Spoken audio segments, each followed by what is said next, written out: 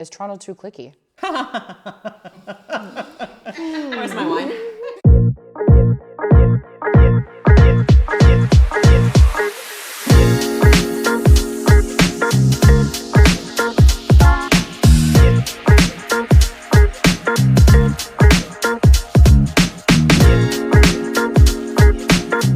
I am Teresa Lee Brown, and I am the founder of Professional House. And today, although extremely nervous, I am introducing a new version and extension of Professional House called Unapologetically Professional.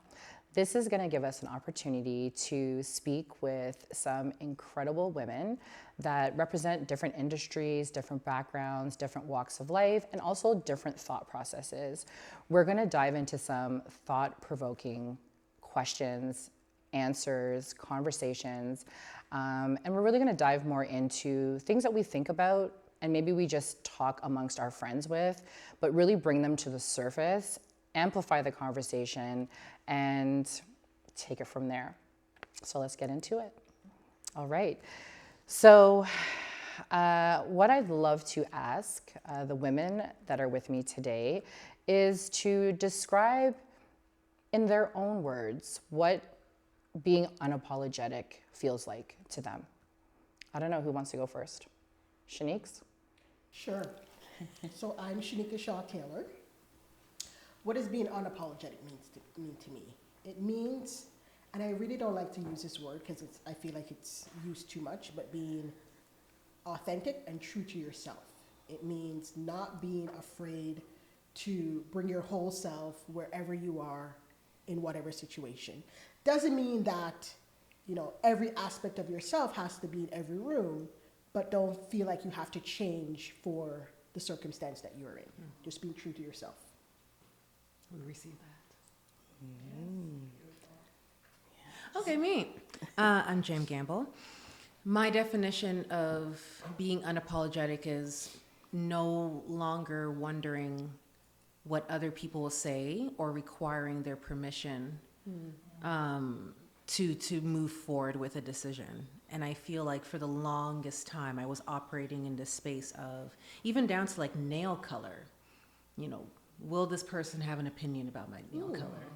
Will this person have an opinion about me cutting my hair? And it got to the point, what's my opinion? So operating in a space of like, I don't need permission, I don't need approval, I don't need to wonder about other people's thoughts and feelings, because what matters the most is how I feel about this decision I'm about to make.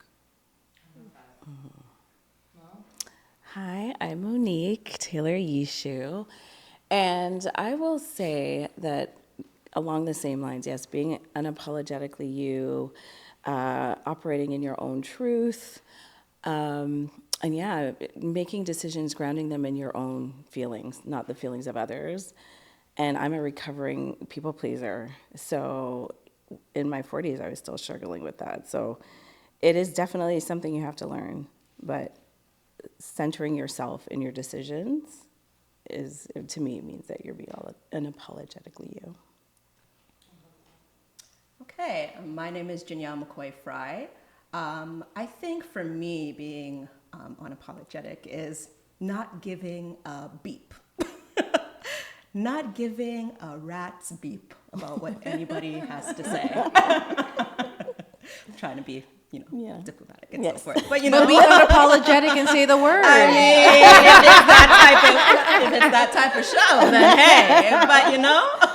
But growing up, I was very scared to really acknowledge who I was and so on. I have a learning difference. And coming out and letting everybody know, this is what I struggle with and so forth has been very rewarding and,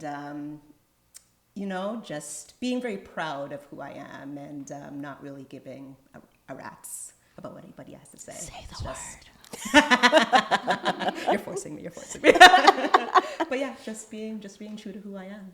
I love it. I love that we kind of all have defined what being unapologetic means, and it's so different. However, there's so many elements that are still very much the same, in terms of just the thought process. For me, being unapologetic is just daring to be different. making bold moves on my own terms, and to your point, not giving to what anyone thinks, but just being bold and representing and showcasing everything that I embody as a person.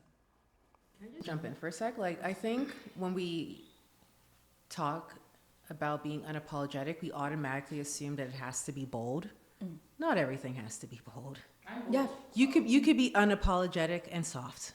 That's true. You could be neutral. You could be all, as long as you're just feeling yourself and not changing.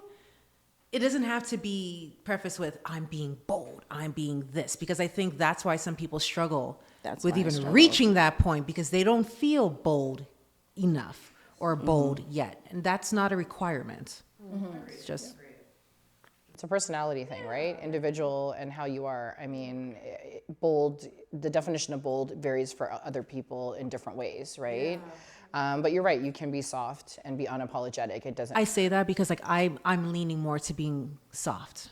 And I feel like that's been a very unapologetic act of being gentle with myself and being just like, I don't have to be, because I've always been. So giving my nervous system the opportunity to experience, you know, just being chill. Yeah, just being chill. And having grace with yourself, knowing that you will change. That's right. Even Yeah, and that's Yeah. okay. You may walk in a room and feel like I want to be bold Yes. and you know in this space, and Yes. walk into another room and be like, you know what, I just want to sit here and just be quiet and not feel any judgment of yourself about any of those situations and how you want to present. it's being from a small island.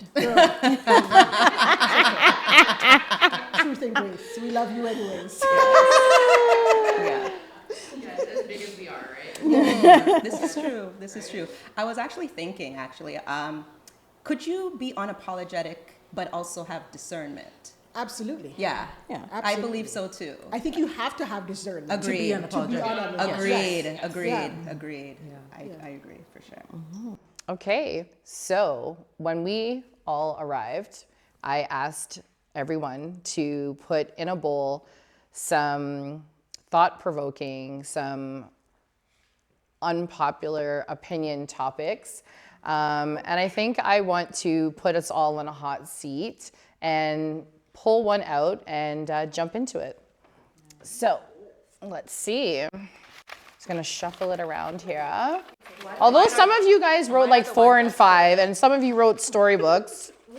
And mine are folded, I think, 4 times. You see, that was the other thing too. Like I was careful to like not fold it a certain way. You know? The double folds. All right, so let's see. A single fold.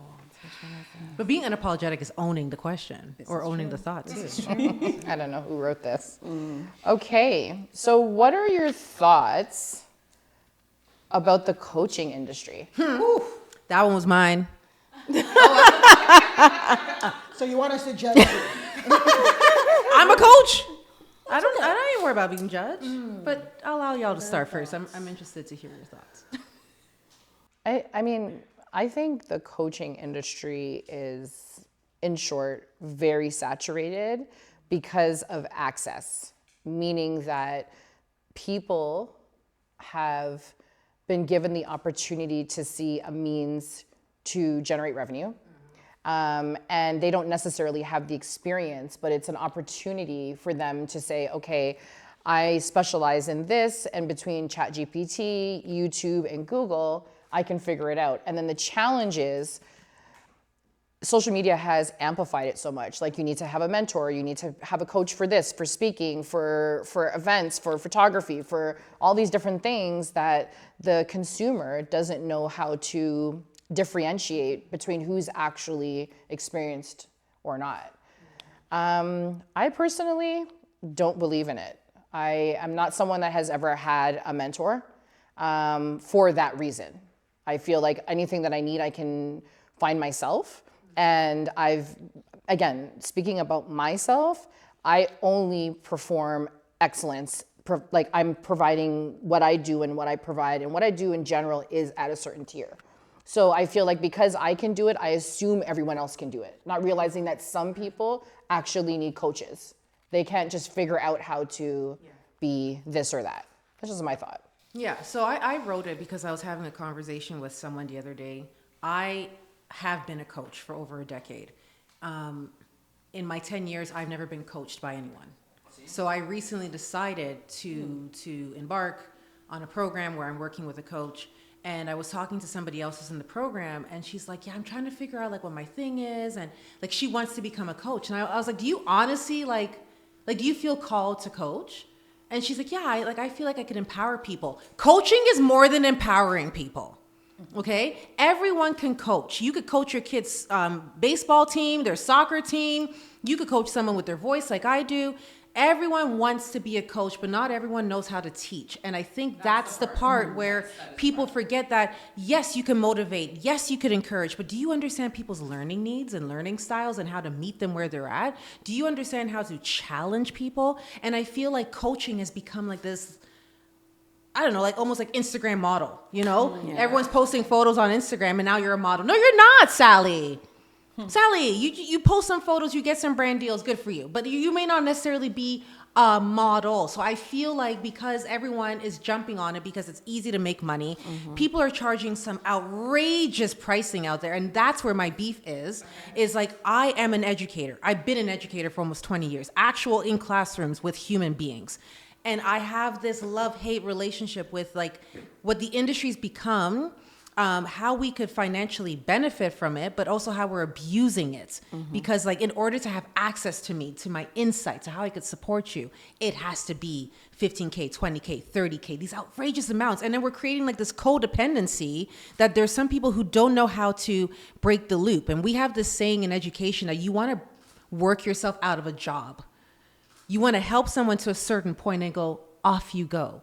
But I'm seeing a lot of problematic behavior where we're just keeping people in this funnel. We're keeping them in this container of like, you always need to have me. And I have a lot of beef with that. Yeah. So do you think that coaching and, say, teaching is synonymous? I do. Okay. I do. Because I don't think I would be the coach today if I wasn't in the classroom 40 hours a week. Makes sense. Are you saying that you can only be an effective coach if you have been a teacher? No. I just say that I understand how, like, and there's people who coach, do group coaching. There's people who do individual coaching. Being in the classroom has allowed me to excel at both because I know how to run a group. I know how to take all these different learning needs and make them kind of like work together. But I just feel like there are people who've brought a lot of problematic behaviors that they've caused a lot of harm to people as well too, right? Like they've come to someone saying, I need the support from you. You say you could do this for me. And then this person makes you feel like you're not doing something good enough. And you could be doing more. I can't speak to every industry. I wrote this one because this is the industry that I'm in. And like, I'm seeing things that it's causing more harm. And I feel that we're not calling these things out because there might be some people pleasing. There might be, I don't want to rock the boat. I don't want to get blacklisted. I don't want people to think this of me. Well, in the spirit of being unapologetic, we got to switch things up before we lose control of this industry. And people who come to some of us for support and then are left wondering like if something's wrong with them. I don't know how to explain it, but it's just like, I got beef. No, I see it a lot too. It's like everybody is all of a sudden is a life coach. Oh, yes. Like, you know how many people have asked me, you should consider life coaching. I'm like, life coaching? Yeah. I got to get my life in order first. Listen. And I feel like if I was a life coach or someone wanted me to life coach, like I need to see what your kitchen cupboards look like. Yes. I need to see what your finances, your marriage, all these kind of things before I decide that you have this much access to my emotions. To my mind. Like it's wild out there. Not everyone's ready to be having that much power. So do you class the coaching and mentorship as the same thing? What I mean by that is like, for me, a lot of people approach me for mentorship, right? And because they are hoping to get the blueprint for, if you will, on how to build a successful business from like an entrepreneurial perspective. However, I'm credible. I've been doing it.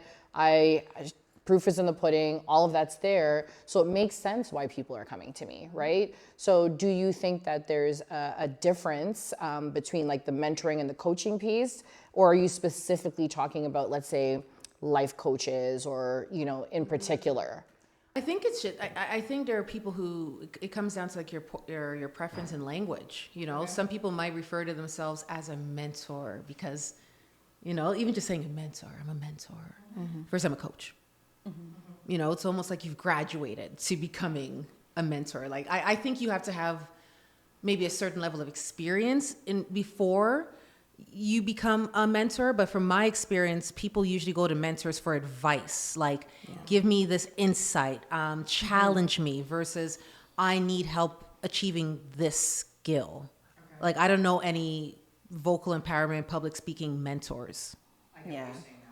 No, I Because understand. I'm working on a skill with you It's versus true. like someone comes to me like, Jam, like I need help with this, and I see that you've created this brand for yourself and I'm working on my brand, like push, you know, challenge me, give me some homework where I could dive deeper onto my, that's how I view mentorship to be. No, that makes sense. Because I have two mentors. When I was living out in New York, I was interning at BET, and I had a mentor there who was the fashion director. I mean, over the months being at BET, she became my mentor because she literally took me and was like, okay, this is Were what you paying need her? to-" No. So that's the other thing too. I Yeah. find that there's some people where there is no exchange Yeah. between mentorship versus like a coach. A coach is like, this is my package, this is my service. Exactly. And a mentor is like, I'm willing to show you the ropes. Yeah. Right. But you have to earn that relationship. Yeah, because even another lady who got me into film and TV industry here, she saw me at a store Yeah. and liked my style, and then was like, "Hey, do you want?" I was like, "What do you do?" And she was like, "Oh, you know, I work in the fashion industry. I am working in film and TV." And I was like, "I want to do what you do." And she was like, "Quit your job."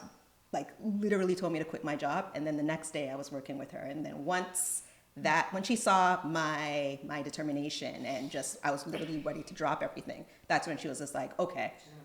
Yeah. And we've been riding ever since. So yeah, and there was no monetary exchange or anything, but I do agree with the It's a certain But I think- relationship. But I think they're different. Mentors deserve to get paid, though. I mean, I don't know.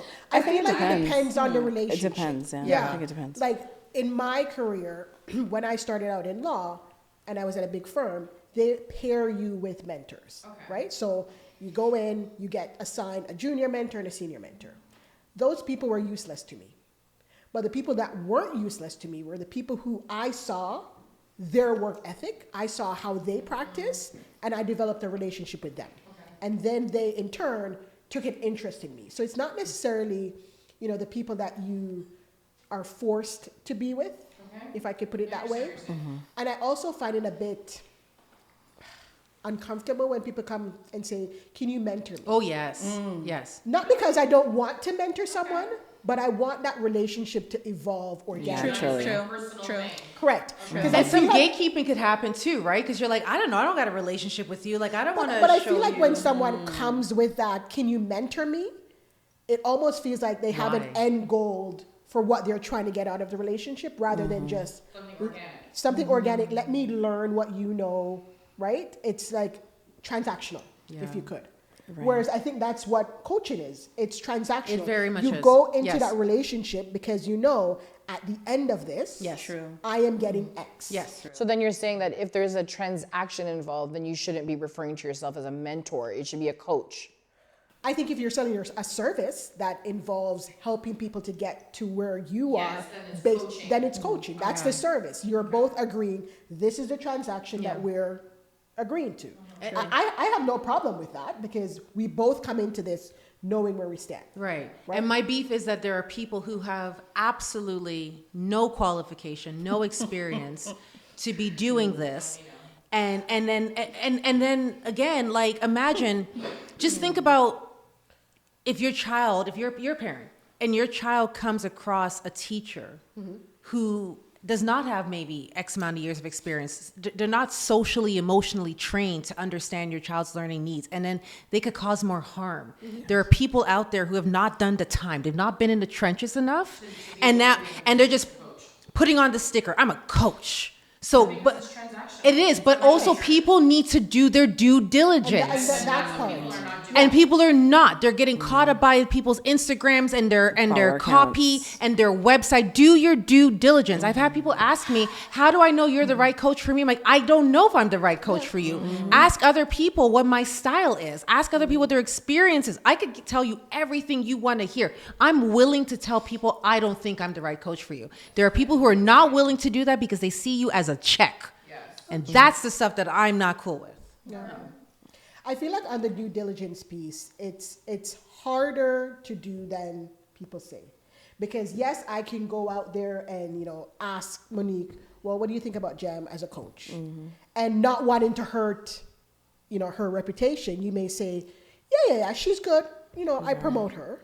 But then when I go into that relationship, I'm like, It's a different experience. right? Yeah. So there's a level of, yes, due diligence that you can do to find out if something's a right fit for you. But when I say due diligence, it's not by personality, it's by experience. How long you been in this game?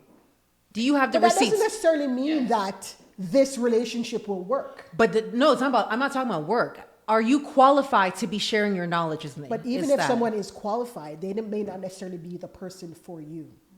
Yeah. Yes, because it's a personal. Sure. Right. I'm just talking about there are people out there who are creating things and they don't have enough skin in the game. They haven't been doing this long enough. They're not credible. Yeah, they're not credible enough. They just see everyone else calling themselves a coach. Like, you know what?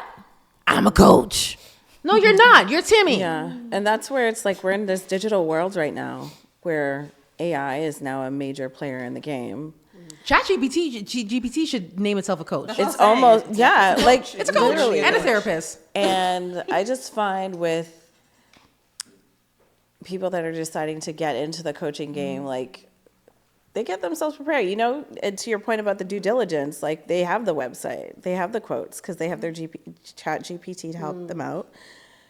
They have AI that could create a little video, a testimonial, like And you're none the wiser. you don't know, right? Like, for most of us, we could probably pick out an AI video fairly easy, but it's like, it's almost at that point where it's like, it's a word of mouth. And now with a lot of our industries being virtual, not a lot of people, like you were in an office setting. When I had a mentor, when I was in the banking world, my mentor was in the office. So yes, you would develop that relationship. But now when you're in these, you're entrepreneur or you're, working in the digital world, like, okay, almost everything, mentorship and coaching may become transactional unless you have, interacted with someone like, in a setting like this, Professional House, you've met people, you've been able to network and you develop a little relationship. Yep.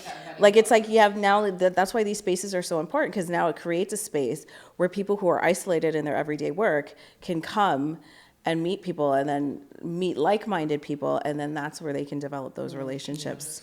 But it's like, it's almost like you have to have those personal connections in order to get a legitimate coach or mentor. Which goes to my next question. I love how you guys are owning. I love how you guys are owning up to. I feel like that we can segue organically into this when we talk about like, who being around communities, around like-minded people. The next question is Toronto too cliquey? Where's my wine? I would say Should I kick this one off? Yeah, let's kick it off. So people like to call me Lala because I hang around with a lot of different people. And I'm friends with, and you know what? And it could just be my introverted, aloof self sometimes. I didn't see it at first. I'm like these people, you know who you know, and you tend to gravitate to people who you know. But as I started working and developing the magazine, I have come to realize that yes, Toronto is very cliquey, and people, and unfortunately, that's what prevents. I think it prevents us as a community of Black women from really, truly supporting each other as much as we want to play like we want to support each other. I'm going to let my eyes give my answer. Yeah. Toronto is very cliquey, and I want to talk about that because I think there's two sides of this clique world. I think how does the saying go? If it's not broke, it doesn't need fixing, something like that. I feel like, something like that. I feel like organically, as we are individuals, we are going to gravitate towards people that we like, energies, like-minded, right? And there are some people that you are going to be around more frequently, whether it's work that you're doing with them, whether it's just the relationships that you have, whether it's voice noting, calling, you like the same wine, you're a part of the same membership club, whatever, right? So I think that aspect isn't necessarily a bad thing. Everyone deserves to have their one or two go-to, persons in which they gravitate towards, right? But then there becomes a situation where Toronto's a small place. As much as it seems like everyone's like it's a big city, it's a small place for us as Black people. And literally everyone in the city knows everyone either directly or indirectly. You're connected to somebody that knows that person if you don't know them directly. And I think to your point, the challenge is it stops us from supporting each other because there are certain cliques. There are those, 3 or 4 cliques that we automatically know these folks are a part of this group, and everything that happens around that group is only for that group. So you can't break into it, even if you try. I know I've tried, in certain instances. When we talk about credibility or we talk about, that whole vetting process, there's folks that I'm like, oh, okay, I feel like, I'm on their level, and there's a synergy between what we do that could complement each other, and there could be some type of partnership or relationship or whatever that looks like, and then it's just shut down, right? So, okay, breathe. Yeah. You were going to be out. And it's the same, I want to say, again, not name dropping, we talked about this already for all the lawyers in the room, but it seems to be the same group that shuts everyone down. It's very hard to get into that. Like it's and it's one hand washes the other. I love our Is faces. it a self-preserving What do you mean? What do you mean? as a group? If you're in this clique, right? Are cliques like determined by race? No. Because when I Social think of cliques, the first thing I'm thinking about Is race? is being a Black woman. No. And being a Black woman in Toronto. That's No, the first we're thing. talking about the cliques amongst the Black women. That's what I'm thinking. Yeah. Of, yeah. Yeah. I think it's more, I think what we're talking about is social standing. That's what I'm thinking. when I Oh hear yeah, I the word wasn't clique. thinking social standing. No. Well, so when I say self-preservation is if you're in a group, a cohesive group that's flowing right and good, you almost want to protect that, right? And you don't know what this person from the outside who wants to come in, what their motive is, what they're looking to accomplish. Will they disturb the ecosystem of your group? Understood, but what if that person is credible and they present well to that new clique? Exactly what their expectations, like exactly what they're trying to do. They're not trying to disrupt the ecosystem. I think we all have a different definition of this. Like I'm thinking something completely different. But Yeah, go on. but I'm not saying that that will happen, but from the inside looking out, I'm thinking this may be the psychology of what's happening, right? That we already have our group, we're good, I know you, I trust you, I've developed that relationship Yeah. with you. This hashtag no new friends. I love new friends, but not everybody feels that way. I agree with that. I think it is. I think it's very complex, to be quite honest. I think it's unfortunate. We would all love to, right? But yeah, what were you gonna say? So I'm thinking Or of what was your thought on it? I have never felt like a Black woman in Toronto. You've never felt that. No, I've not. I've never felt welcome by. I think Professional House is probably my first time feeling like I'm in a community with like my community. But from a Toronto perspective, absolutely not. Because you've never thought of it, or because I've never felt welcomed. you've never felt I've welcome? never felt welcome. Interesting. So years ago, like I think this was maybe like 3 years after I got married, there was a photo shoot in Toronto for Black women in media. And at the time, I was a Black woman in media. You were on my show. Exactly. A Voice for All, self-produced, one of only Black women in Peel who had her own show. I was really proud of that show.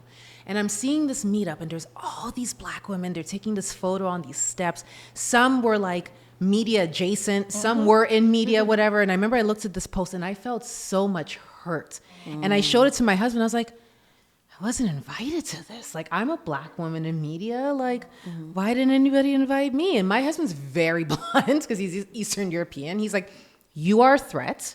Women are going to see you as a threat, and you need to stop trying to fit in, and you just need to do your own thing. And I think from that point, I started operating as an individual. But within my heart, I've always been on this quest of trying to fit in, because I build communities. I have a community. I ensure that people always feel safe, seen, heard, valued in community.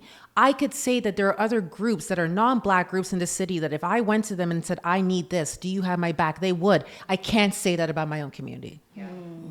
And I could say that with 1,000% confidence that is how I have felt. Now, there have been, like, even for me being a speaker, I could count on my hands how many times Black groups in Toronto have booked me for speaking engagements. And it's less than 5. It's not a lot. Now, one might say, and someone could be listening going, well, Jen, maybe there's something wrong with you. You might be wrong. You might be right. I do take time to be self-aware and go, okay, is it this? Am I not supporting enough? Do I need to be doing more? I've done all that work. And I'm continuing to do that work. But at the end of the day, when I've had these conversations privately, we are all saying the same thing. A lot of us feel like we're there, but we're not there.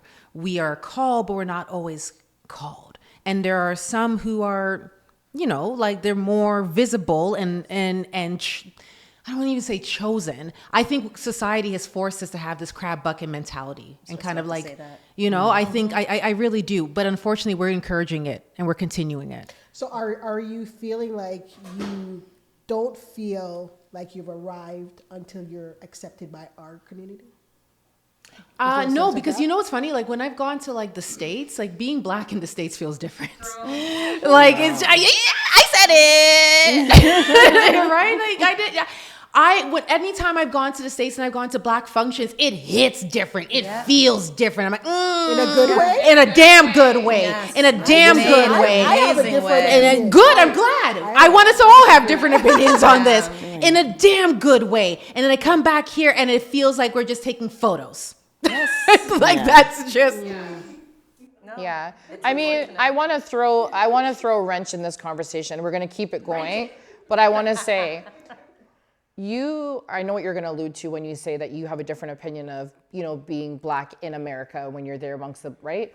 And how we feel about it, in terms of our experiences being positive, if you will. And then when we come back here, it's very different.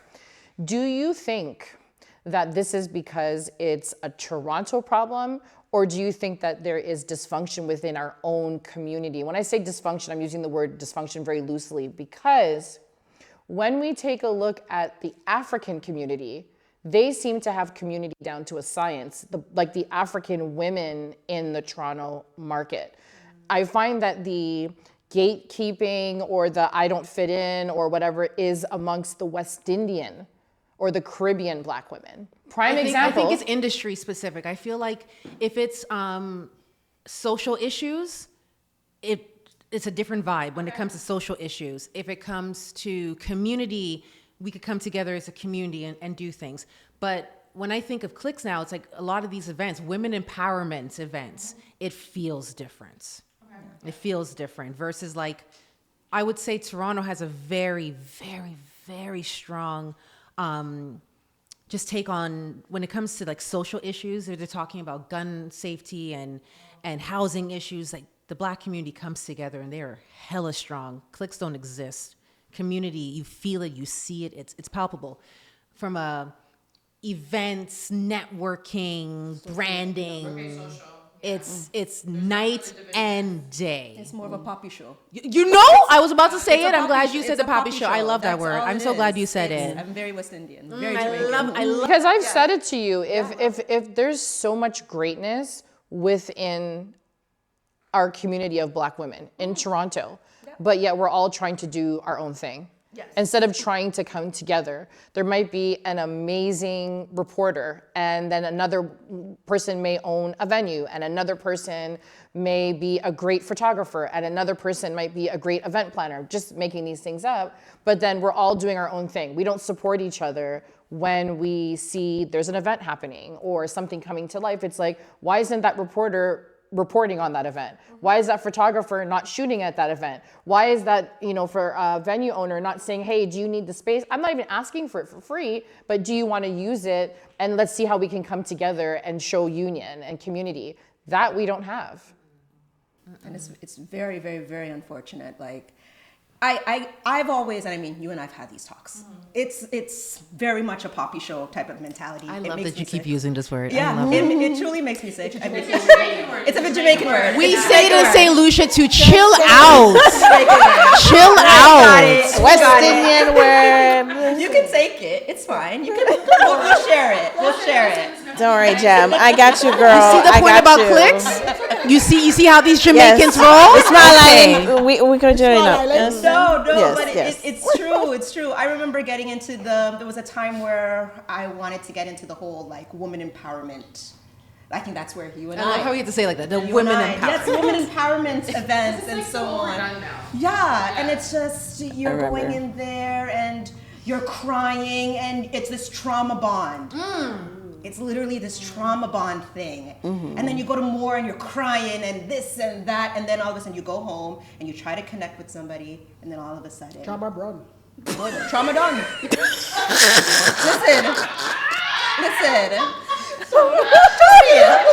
But it's true. Trauma done. Not me in my head. Recipe book. It's true. That's a song in the And it's making. like, Girl. Okay, like did we just connect because we're both balling? Like what was it? Like what was the reason? What was the actual? Poor jab. Honestly, it is so annoying. And Yeah. then I remember getting into film and TV, like being on TV, and then all of a sudden, certain people are all of a sudden adding me on social media, messaging me, and being like, "Hey, girl, I see you on here." I'm getting invited to a little bit of events, but they invite me, but at the same time too. Listen, Right. or they're looking and they're watching up and down and so on. I'm like, okay, I see how it is and so on. So I dib and dab in it. Like I love us. I love Toronto women and so forth. But sometimes why? It's tough. Yeah. It's tricky. Listen. it's sometimes it's just bad to be talking to my husband, just curl up in bed. Because the drama, And the thing is, we're all having these conversations privately. yes, We're all having these. Every one of us has a thread in one of our group chats about this very conversation. And then when it comes time for us to actually say the thing out loud. it's true. Right. Well, this is why we have Right. unapologetically professional. We're about to say the things. All right. Let's see. Oh my goodness. I don't know who's folding up. Okay, let's see. I feel like that's an essay. I'll leave that one for No. We kind of covered it. We talked about the women's empowerment. Oh dear God. Okay. Everybody has the same things. Okay. That's another essay. I get wow. He's like an echo chamber here. This must be Samantha. Okay, with the paragraph. Okay, do you think Black women are being forced into entrepreneurship, aka entrepreneurship under duress? Are we being forced into it, or are we taking that path because we feel we have? It's been in my blood. I have like early memories of that all signs pointed to me being a business owner. So first off, when I was like 6 or something, my mom gave me a little VTech computer. Oh my God. You remember those VTech, Yes. right? But I would put a towel on my head because like, like white women have long hair. And I'd have like my long hair and I'd have the black laundry basket. You know that black laundry basket. We all had that. Knob black. Hill. You know it, right? Knob Hill. Right? So I flip it over and I'd be like, cultural difference. I'd be like typing. I'd be typing on my little VTech, and then I started making menus at home for breakfast and things I can make. Like, I could do like a scrambled egg, or I could toast some bread, and it's $1 for this and $2 for that. And my mom's like, "Oh, that's cute." I'm like, "No, like run me my money. Like, give me my $1 or $2." So there was always early signs. I could understand why some women might think that we're being forced into it because we're existing in spaces where we are being pushed out, where we're being seen as a threat, where we cannot show up as our whole self. And that, like, that's a waste of a talent, right? To be in these environments where you cannot put your talent to use. Me being in education, for example, I left education for that reason. And I'm like, oh, now I could go and do my own thing outside. But I don't think that's the case for all of us. I think as Black women, we're just damn good at multiple things, one. And two, we are, in the words of, our ancestors' wildest dreams, where we're like, we could do our own thing. We don't have to follow this path of, I have to be an accountant. I could be a fashion accountant who loves to make matcha tea. We could just do our own thing. We have permission to do our own thing now. And I'm speaking just more so for my industry. And this is more the duress part. And from my experience, I find that, yes, we're being pushed out of spaces, kind of almost forced it away. But I also find that when people choose to go that route, they go because it's the moment right now. It's the entrepreneur moment, and they're not prepared. They're not prepared. They're not professional. It's true. They don't know about taxes. They don't know Boss about moves. Girl boss. Right. I'm a girl boss.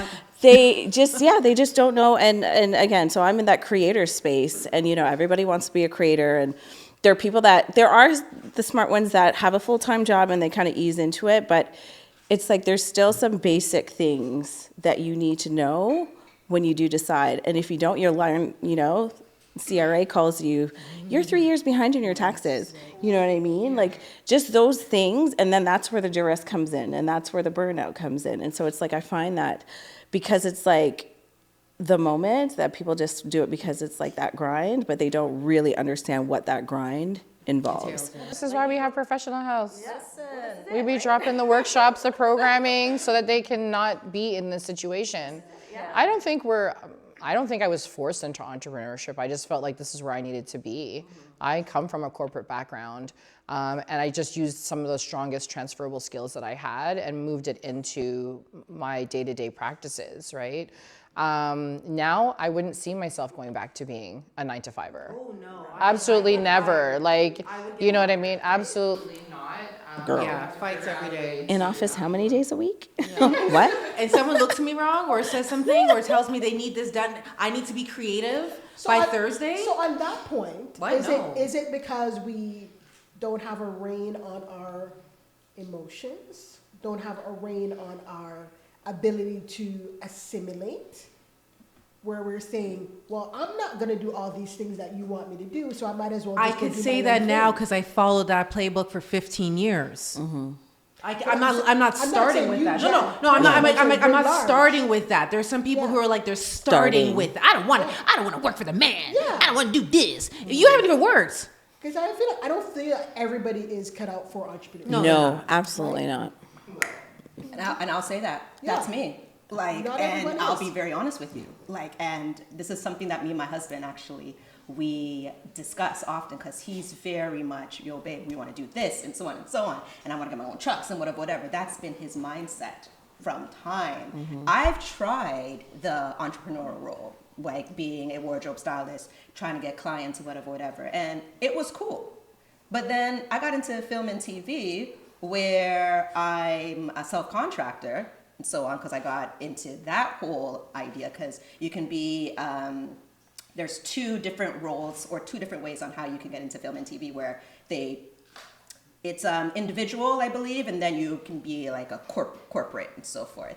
So I realized that, and I'm like, okay, I'm okay with taking direction. Yeah. I'm cool with that. I've tried getting my clients and so on, and I still have clients here and there, but I felt like a few years ago, I felt like I was being forced to get into entrepreneurship, knowing fully well this wasn't me. And of course, social media, and then when I'm around a group of friends who are just like, yeah, we got to do this, and so on, I'm just like, guys, I don't know. And they're like, Janelle, you can do it. At least sometimes. That's why I was saying it's like it seems to be the trendy thing, but at least you identified that was not for you. Yeah. Some people actually go through it, fall on their face, and then realize that it wasn't for them. Yeah. Right? May can say it. That's not make it. What? That's what I thought. That no make it. I was being a fake Jamaican. Like Drake. Not with the tongue. No, but it's okay. It's okay to Yeah. not want it's okay to do the 9 to 5 and so on. What I'm saying 9 to 5 has benefits. listen, those benefits help me, My husband's we both can't be entrepreneurs. One of us has to be stable. Come through with your benefits. Come through with that life insurance. How you mean? Listen, I'm okay with my benefits and making my money, working for somebody, working for the film and TV industry. I was able to pay my wedding. Cash. Right. So it's okay. Yes. I'm cool. But what I don't like is being in a situation like a 9 to 5 and you're just unhappy. Yes. Yeah. You're stressed. You feel like, you know what, I feel like I can't leave. And that's the same thing The that golden happens handcuffs. in entrepreneurship. Exactly. As well, Yes. Right? Exactly. It's not a golden fix all. It's not. Trust and believe. Thought of an true. OnlyFans a few times. I said to my husband, like, if I do, it's gonna be only clavicles. Okay, about to say Clavicles. I Have thought you were seen about my to say- clavicles? No, girl. They're nice. If Next I oil time I'll that pay up, attention when how you're you off the shoulder mean? something. $750. You have a lot of repeats. No, not a lot of repeats. I'm just like, these are good. Oh. Wait, I thought you were just supposed to pick whatever one and Okay, I'm cheating. Okay. I'm cheating. That's what happens when Be you're the an purpose? entrepreneur, folks. oh, Yes. You There's a make the rules as choice. you go. Not her looking into the camera though. Okay, this is a good one. I know who this was. I can tell by the writing. So I know she's gonna chime in. Okay, there's enough of us talk about this. How do we make room for more moms who are business owners who want to prioritize family and still thrive in their respective industries? A lot of women fear having children because the world isn't flexible, and lots of moms have mom guilt for juggling their careers and motherhood. I got dogs. That was not me. I got you. Samantha, how do you feel? Yeah. I think, yeah, it comes down to, well, this is, I mean, now that I'm in this entrepreneur life and knowing what it was before, I just know that I need to have an employer that's just supportive of my family life. And I consult now on the side, and the company that I consult with, they're very much in line with that. I have to end by this time because I have children. I have to pick up my kids. Like, I could be there and I could be present, and I'm not limited to 9 to 5. Like, if I need to work until like at 3, and if something needs to get done, I can do it after, you know, the kids are settled. So I think you really understanding where you want to be in your career, whether it's corporate or personal, then, or entrepreneurship rather, then you look into organizations that help and support that and your life stage. I'll say a few things. For me personally, I never feel mom guilt because I want my girls and whatever else is in here to look at me, and when they look at me, they see a fulfilled person, right? At the end of the day, I feel like children need love, stability, and to feel those two things. Yes. They don't necessarily need you to go to every soccer game. They don't necessarily need you to go to every dance recital, but they need to feel loved and stable. Yes. And when they see that in you, I think they have something to emulate to. The other thing I'll say is you cannot have it all at the same time. Yeah. You can have it all at different times. Yes. And so you need to figure out for yourself, okay, based on the season that I am in, what do I want now? Is it that I want to focus on my career right now? Okay, well maybe if you need to lean more on your partner. If you have a partner, that's what you need to do. Or if you don't have a partner, maybe you need to get the support externally, The community, yeah. to help you to focus on your career while not abandoning your mom duties, right? Maybe it's the season of, you know what, my kids are young, or whatever age, I want to focus more on them rather than on my career. Whatever that looks like, I feel like it's first making that decision as to what you want to accomplish, and then finding the support to do that. But you're never going to have it all as far as I'm concerned. You can have it all, but never at the same time. Yeah. Yeah. 100%. And it's real. Being honest with yourself is so key. Yeah. Speaking of honesty, my husband's colleague came over a few years ago, and he was feeling dad guilt. I've never heard a dad talk about dad guilt, and how he was struggling at work, how he was struggling a little bit at home. And I asked him, like, have you told your son? Like, your son's old enough. Like, I think he was like 8 or 9 at the time. I was like, have you told your son? He goes, no. I'm like, well, if you don't, he's going to create his own narrative. Right. Yeah. So I don't have children of my own, but I was teaching other people's. I'm spending 40 hours a week with your kids. So I'm seeing and I'm hearing things that you may not be seeing and not hearing. And a lot of times, a lot of my students created these stories because their parents weren't emotionally capable of just being honest and saying, like, this is how I'm doing. So currently, I'm not a parent, but I've become a guardian to a former student of mine. And she's 19, and there was a lot of stuff that was going on over the summer. I had to kind of pull back, and I was feeling a lot of guilt because this is someone who has come to rely on me. I am someone who makes decisions. I'm someone who speaks to people who are involved with their situation. But I was in a place where I was so burnt out, I could not give my heart to her, and I was feeling so guilty about that. And we talked about it last week, and I said to her, I'm sure you have some thoughts about where I have been, and I should have been honest with you and told you that. She knew that it was a lot for me. I go, but I should have been honest with you and told you that this is where I'm at psychologically and emotionally, and what I am not able to do. And we had this beautiful conversation, and it just made me realize, like, just talk. Talk imperfectly, say the wrong things, and then correct yourself later. But, like, that's how kids learn how to have hard conversations, when the people who are in their lives have the hard conversations with them imperfectly, and then come and say, oh yeah, I was feeling really bad, or I should have said this, or I wish I'd done that. And then they're like, oh, okay, my parents being, and again, I'm not trying to sound like I know everything as a parent, but that's what my understanding has been in working and helping children. And that can be hard Yeah. culturally. Yeah. Oh, culturally, that's a whole other ball game. Exactly, particularly if you grew up in I can't speak for an African household, but a Caribbean household where your parents don't apologize if they're having a bad day and they take it out on you. There's no conversation about, mommy wasn't feeling so great today, that is why I stopped. There's no conversation about that. So unless It might happen in 15 years. Just wait. It might happen eventually, right? So those are that's a part of what we have to recognize in our own selves. Yes. Right? Yes. That, okay, do I want to be the kind of parent that my parent was to me? Or do I want to do something different? Because really, at the end of the day, we can only do what we know. As much as we want to do things differently, we tend to gravitate towards what we see and what we know. Yeah. Right? So we really have to make a conscious effort to say, all right, I snapped at her, I shouldn't have. I need to apologize. Yeah. And sometimes it's hard. It's very hard. It's very hard. Yes. Right? And sometimes you're thinking, my mother never apologized to me. She just said, I got my bed, But they came 2 hours later and said, you hungry? But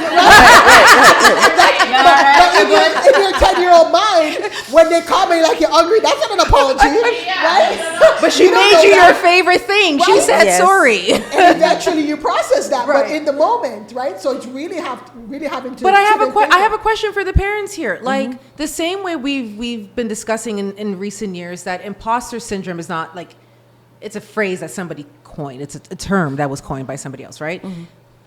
Is it really mom guilt? Like, who made up this term of mom guilt? So No, like that's an example. Is it? It is. Okay, it is. yeah. Okay. So I will say for me, I was a teen mom. So I didn't have an opportunity to pick the direction I really wanted. My only option was survival. So I had to work. So I gave birth to my first child at 17. And I had to keep going back. I had him in August. I had to go back to school and finish my last year in September. Like in high school. So like, what was mat leave? You know what I mean? So I had 3 weeks because he was like born like the beginning of August, right? And so in that regard, it was like I had to try to find convenient ways to be around him. So not screaming my age, but we used to have like family studies. Hold on. 17. Yes. And you see all this? Like, that's wild. That's like, I'm just imagining you as a 17-year-old giving birth in July or August and then going back to school in September. Like, what? Yeah. Wow. So thank you. I think for me, again, that's something that, actually what I was saying was the family studies program. So I would find ways to bring my son to school with me. You know, they used to have like the little dolls that they would teach us to, like, I don't know if whoever remembers that. And so I'm like, I can't do a doll and a real baby. So I need the real baby to be my doll. And they were okay with it. They better. Yeah, they were okay with it. And I even remember, like, when he was younger, he was sick when it was exam time, and they let me write my exams in my house. And the teacher came and brought it to me so that I could do it. Again, just trying to find ways to, like, intersect him into what I was doing because I had to keep going, right? However, I know that the term mom guilt is like a new thing, but I actually find that I feel that way now that I'm older, especially when it comes to my older son. I feel like I wasn't in a position financially to put him in soccer or put him in hockey or do any of those things. I could only do like what was free or like what I got through programs that I could afford or, you know, that type of thing. And then now that he's 30, I feel like, okay, how can I overcompensate for those things that I didn't get a chance to do back then? So it's like, oh, you went to school, I'm paying your tuition. Or you went to, like, that's kind of my way. But it doesn't really like make up for the fact that I wasn't really there. I don't want to say that I really had guilt in that survival mode when I was younger, because I also see, like, he was younger. Like, for me, I know some of you have younger kids, but for me, I felt always in my mind two things. One, I emulated what I saw. So I came from a single mom. And so she was a hustler. So I knew when I had my son, I had to be a hustler. That's just like what I saw, right? There was no mat leave. There was no pick, choose, and refuse. It was like you go to school, you work, you do whatever you need to do, right? But I also felt like when my kids were like under, let's say 10, I'm like, don't I remember if I'm there or not? So I was just working. Like, I didn't really have guilt because I'm like, I need to do what I need to do before they start to remember. That's what I thought. Can I interrupt for a second? Because that makes me think of like my mom when I would ask for like baby photos for certain things. And there was no photo or memory to be like, oh, you did this, you did that. Like the second child always gets more, right? The first child is like the tester, is a tester. Right, yeah. Really? Mm-hmm. Mine was the other way around. So that's where I seen that she was like, she wasn't able because there's no proof to show, or she wasn't in the frame of mind to think of like, let me capture these memories, and then that guilt shows up now in that way. Yeah. So I guess in regards to that, I mean, when they were younger, maybe not so much. Now that they're older, I don't know if it's like mom guilt or just guilt in general. Like, I couldn't afford to do it. I can afford to do it now. So I'm trying to like overcompensate. But then that has its own set of repercussions. I think for me, some of the guilt that I felt, like, it was not even just being like the mom guilt, but also being like a good wife. Early wife on guilt. too. Oh, that's a thing? Yeah. Like when I was younger, girl, I don't feel it anymore. I'm like, I need my friend time. Like, you know what I mean? I've never heard this before. But it was like, it was more so like, I'm not gonna be there like for dinner, to cook dinner. And I love cooking. Like, it's not like it's something that he's even putting it on me. That's another thing. Was it that may when you not had even kids? Did you have Yes, kids? yes. Okay, so maybe that's when it feels. Yeah. Okay, So it's okay. like, you know, there was times that, you know, at the time I would have been working at the bank and there would have been late nights or whatever that would be showing up late. And I'm not getting home till 6, 7 o'clock. People are hungry. You know what I mean? And it's not that he wouldn't step up, but it's like, you know, is it the wifely thing that I should be doing? You know what I mean? Got you. And Do you think that's your upbringing though? Like what you see in your parents, like maybe your mom do for your dad, so you are now no, that's the thing. My dad was the one who did all the cooking because my dad was forced to retire early because of injury. So he was the one that was doing most of the stuff for my mom. But I don't know if it was social constructs that kind of made me think that way. But I just wanted to make sure that I was the perfect wife. And it could be that, you know what, in my previous relationships, I always had to go above and beyond. They still left. That's another episode. Yes. Tune in next week. So I don't know if that's what it was mentally. worried about that happening to you. Not now, literally. Probably subconsciously. I'm not doing the things that a good wife should be doing. Were you a I'm wife focusing or on my wifey? career. You know what I mean? Like that type of thing, right? So it's like those are the things. Now it's like I know that I need to be good myself in order to be good to my entire family. And that's the thing where when the mom guilt would creep in, that you have that support system around you, because other women are also going through that too, right? But you also need to know, you need to just be able to stop and say, babe. And my husband and I, we went through this too, and he's like, I call it man logic. Some men, they just don't think about it. You have to actually just tell them. They won't read your mind. They won't see that you are doing 1.5 million things, and they won't say, let me do this. Don't worry about cooking. Let me just grab some outside. Like, they won't do that. You have to say, you have to give the order. And he's like, you need to give the order to me. Because honestly, like, I just had to be like, you know what? I'm like, you have big man. Me not have to tell you. How can you not think of that? How could you not, right? I'm here thinking about 1 million things, kids, and you can't, right? You don't want to? Right. As Cardi B said, Yeah. like, Absolutely. no. So I'm like, you know what? Fine. And Michelle Obama said that. Remember, she would say that Barack would wake up, go work out. She's with the kids, and she's vexed at him because he's getting his workout in. And in his mind, he's like, no clue. And he's no clue. It's interesting you say that because like when my friend got pregnant and I went to go visit her, like she looked rough. And I'm only saying that because she said it first, right? You thought it first, but she No, I didn't think it. She said it first. Anyways, I went home. I was like, babe, do you know what postpartum depression is? I was like, yo, Tina says she's going through this thing called postpartum depression, and she's vexed because her man goes to the gym after work, and she doesn't get to go to the gym because she's stuck with the kid. She hasn't done her eyebrows in 3 weeks. Babe, if I have a child, you need to let me get my eyebrows done and my nails. If I look like it's your fault because you're not helping me. Yeah. I had that conversation with him from the jump. And a lot of, Yeah. exactly, as much as say, a lot of it is we don't ask for the help.